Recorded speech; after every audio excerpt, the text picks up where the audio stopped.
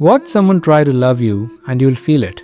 The panic that rises in your chest, the voice that whispers they leave once they know the truth, the instinct to run before they can walk away first.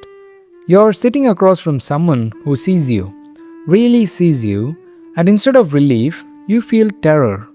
Because somewhere deep inside, there's a child who learned that love doesn't stay, that closeness means abandonment is coming, that the safest thing to do is leave before you're left. This is the psychology of the abandoned child. And if you don't understand why you sabotage every good thing that comes your way, you'll spend your life pushing away the very thing you're desperate for. Let's start with what keeps happening. Someone shows up for you, consistently, patiently, with no hidden agenda, and you wait. Wait for them to prove you right. Wait for the moment they reveal they're just like everyone else. Wait for the abandonment you know is coming. So you test them, push them away to see if they'll chase you, withdraw to see if they'll notice, create problems to see if they'll stay through the mess. And when they finally leave, exhausted from fighting for someone who won't let themselves be caught, you nod. You knew it. You were right all along. But here's the truth you're avoiding. They didn't leave because you're unlovable. They left because you made it impossible to love you. Because loving someone who rejects every gesture of care is like watering a plant that pushes the water away. You're not protecting yourself. You're fulfilling your own prophecy. Now let's go back, because this didn't start with you.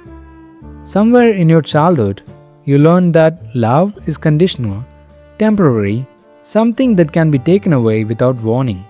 Maybe a parent left, physically or emotionally. Maybe they were there but never present. Maybe love came with strings attached. Performance, perfection, proof that you are worth staying for. And when you couldn't meet those impossible standards, they withdrew. Not their presence necessarily, but their warmth, their attention, their approval. And you learn fast that you have to earn love, that it can vanish at any moment, that getting close to someone is just getting yourself ready for the inevitable pain of being left behind. That child is still within you, frozen at the age when abandonment felt like death. And every time someone tries to love you now, that child takes over. Here's what abandonment taught you at a cellular level: that you are too much and not enough at the same time, too needy but never worthy of having those needs met, too broken to be loved but too ashamed to ask for help. You internalized that abandonment, made it about you instead of about them, because children can't comprehend that adults fail, so they make it their fault instead. If mom left, it's because I wasn't good enough to make her stay. If dad was emotionally absent, it's because I wasn't interesting enough to hold his attention. If love was conditional, it's because unconditional love isn't something I deserve. And that belief becomes your operating system, the lens through which you see every relationship, every gesture of affection, every promise of forever. You don't believe them. You can't believe them, because the first people who were supposed to stay didn't. So here's what you do instead. You sabotage, not consciously, not with malicious intent, but with the precision of someone who's learned that the only way to survive abandonment is to control when it happens. You pick fights over nothing. You withdraw when they get close. You cheat or lie or create chaos because messy is familiar and peace feels like the calm before the storm. You ghost people who care about you. You choose partners who are emotionally unavailable because at least with them, you know what to expect. You end relationships right when they are getting good, because good doesn't last and you rather leave first. This is the abandoned child's survival strategy. If I hurt me first, you can't hurt me worse. If I leave before you do, I stay in control. If I never let you all the way in, you can never fully leave. But here's what most people don't see: the constant scanning, the hypervigilance. You're always watching for signs, analyzing every text for subtext, reading into every tone shift, interpreting silence as withdrawal and busyness as abandonment. Someone takes 3 hours to respond, and you have convinced they are done with you. They have a bad day, and you assume you're the problem. They need space, and you hear, I don't want you anymore. Your nervous system is stuck in threat detection mode because once upon a time, missing the signs meant being blindsided by loss. So now you see signs everywhere, even when they're not there. And the cruel irony, your hypervigilance creates the very abandonment you're trying to prevent. Because no one can withstand constant scrutiny, constant reassurance, constant proof that they're not leaving. Eventually, they get tired and they leave, not because you are right about being unlovable, but because loving you become an exhausting performance with no end in sight. Let's talk about what happens when someone actually stays. When they prove over and over that they're not going anywhere. You'd think that would be healing. That consistency would rewire your brain.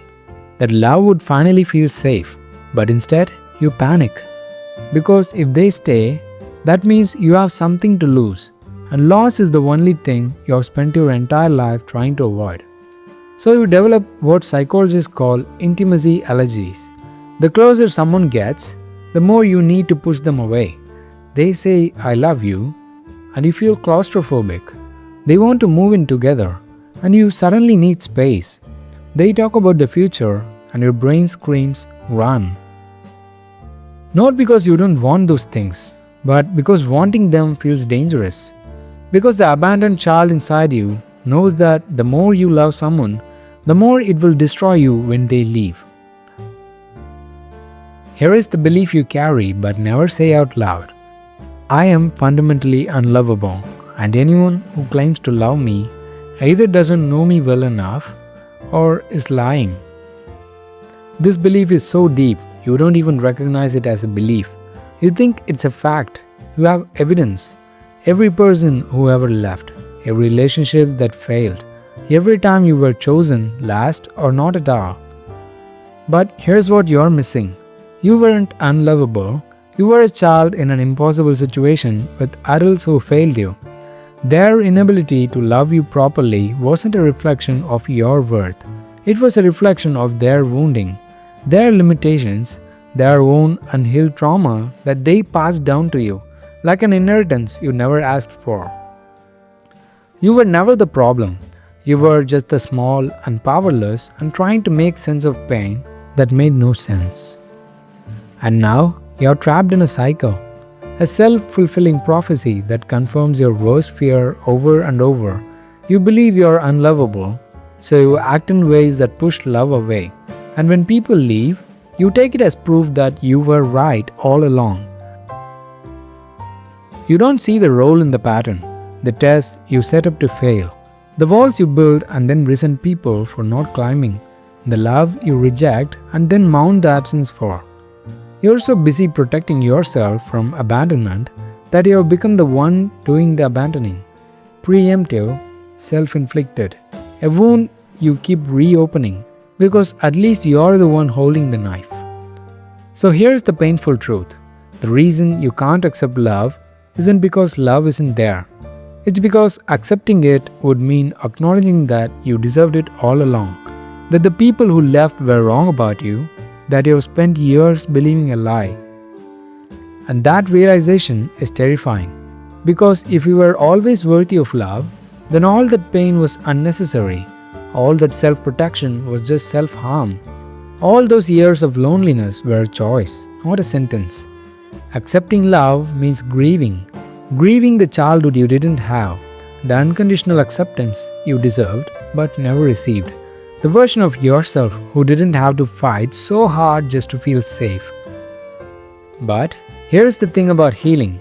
It doesn't start with someone else proving they'll stay. It starts with you deciding you're worth staying for, that the abandoned child inside you deserved to be parented by you, with the compassion and patience and unconditional acceptance you were denied. You have to become the person who doesn't leave, even when you're messy, even when you're scared, even when every instinct says run.